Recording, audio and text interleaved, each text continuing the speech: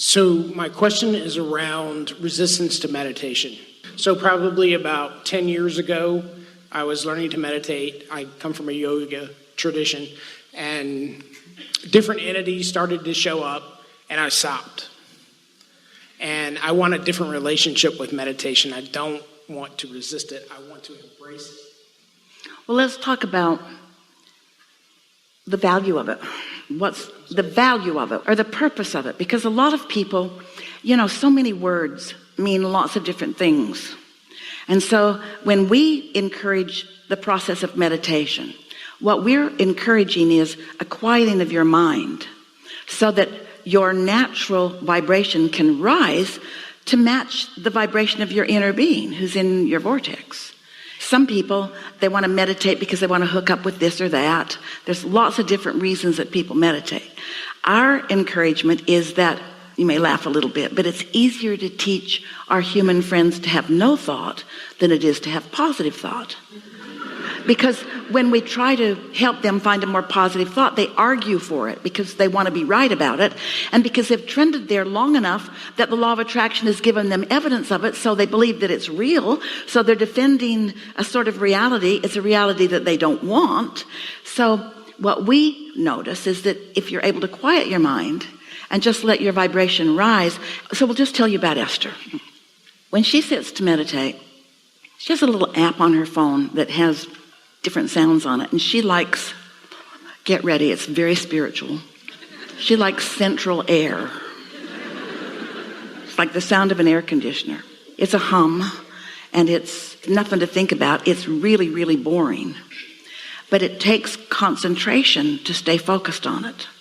And her mind wants to wander, but she wants to listen to that because she knows the power of quieting her mind. So she just focuses on the sound, and when her mind wanders, and it does, she focuses back on the sound again. If you're meditating to fix something, what's bothering you is all up in your business, and it's hard for you to quiet your mind. So the best time to meditate is when you are on what you would consider a more even keel. First thing in the morning is usually better than later in the day because less has happened that you're thinking about. So for Esther, if there's something that's been bothering her, and so she's thinking, I just need to chill, I'm just going to quiet my mind, sometimes it will take her 15 or 20 minutes before the dialogue stops. But it doesn't bother her because she knows it always will if she can just focus there long enough. So what's your purpose for meditation? I'm going to interrupt before you even say anything. It's a nice thing when you quiet your mind, because when you quiet your mind, guess whose mind is active? Your inner being. And your inner being knows exactly where you are in relationship to everything you want. So then your inner being will offer in the most deliberate, precise, accurate unfolding, just thoughts that will just occur to you. Thoughts, just thoughts. Just let the pleasant thoughts roll. Don't try to stop them. Don't try to guide them. Just kind of hear them, so to speak. Like Esther was meditating right before she left for the airport yesterday. She quieted her mind. She relaxed. She had plenty of time. And once she reached that place where she can't tell her nose from her foot, the idea floated into her mind. Take the garbage to the curb. That's how I got here. Say what? That's how I got here, was that exact thing. Yeah. Well, see, that's a good thing. Because it was on her list. She'd forgotten about it. She wasn't thinking about it. Her inner being knows her list. Her inner being knows what she wants to do. Guidance is guidance. Yes? And she came out of meditation. She smiled and said, thanks, guys. Thanks, guys. So if we were standing in your physical shoes, we would meditate for connection to broader perspective. And we would revel in every little piece of information that we allow ourselves to receive. Don't make it so big. It's just between you and your inner being, who knows everything that you want and believes in your ability to have it and your worthiness to have it, who knows what you're hung up on, so will guide you around that, what you're worried about, so will guide you around that. Meditation just provides a clearer path for you to be receptive. Helpful? Yes, very. Thank you. Yes.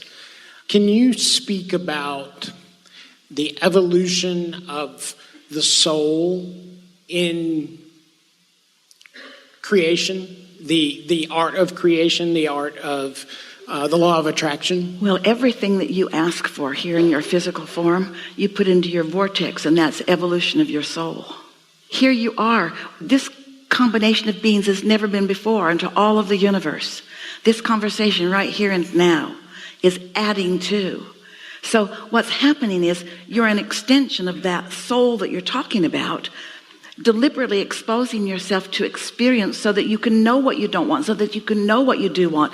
And when you carve out some new desire, it's like your earth seems to be in such upheaval right now.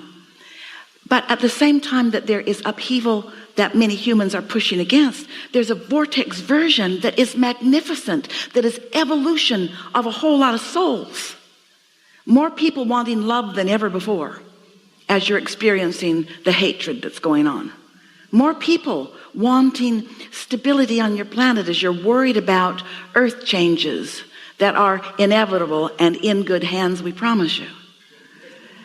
Everything that you're living is causing you to ask whether you can form it in a sentence or not. And that's your inner being benefiting by your experience. And because your inner being has no resistance, becoming the vibrational equivalent of the desire. Oh, that's why your vortex is so awesome. It's what must come first before you can let it into your experience. Some time ago when we were talking about the vortex a lot, wrote the book, and people were coming to gatherings like this and saying, I just want to know, how do I get the money out of the vortex and into the bank? And we say, this is how. In other words, first you got to know there is a vortex, and then you got to know that your desire is real and that the money is in the vortex, and you got to know that your inner being is all over it, and you got to know that your inner being will remind you to take the garbage out. You got to know that no matter what it is that you're asking for, your inner being will guide you. You see. Nice to know. Do you believe it?